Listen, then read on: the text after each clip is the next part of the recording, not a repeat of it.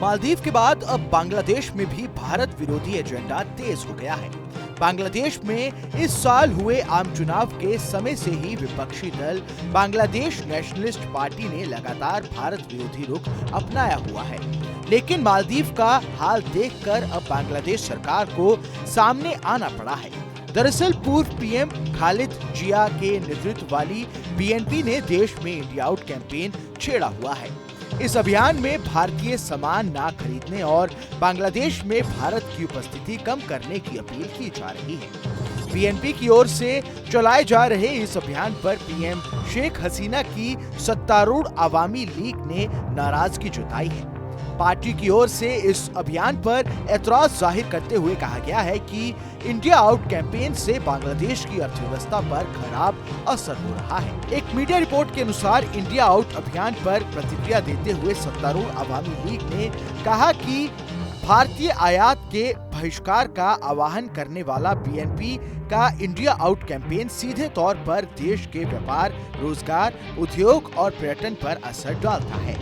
इससे ढाका की आर्थिक स्थिरता को भी एक गंभीर खतरा पैदा हो सकता है। अवामी लीग के वित्त और योजना मामलों से जुड़े सदरुल अहमद खान ने एक सोशल मीडिया पोस्ट में कहा कि झूठ और अफवाहों के आधार पर भारत या किसी भी देश के उत्पादों का बहिष्कार करना राजनीतिक शिष्टाचार का हिस्सा नहीं है। इसके सबसे बुरे असर आम लोगों पर होंगे।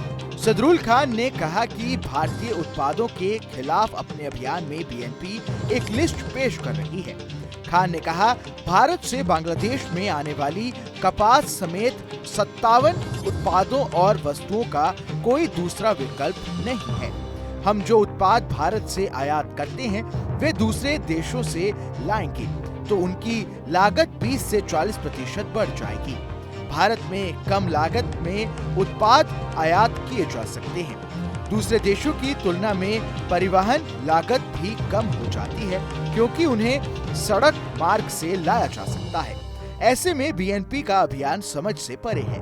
सदरुल खान ने बीएनपी पर राजनीतिक लाभ के लिए भारत के बारे में डर पैदा करने का आरोप लगाया है।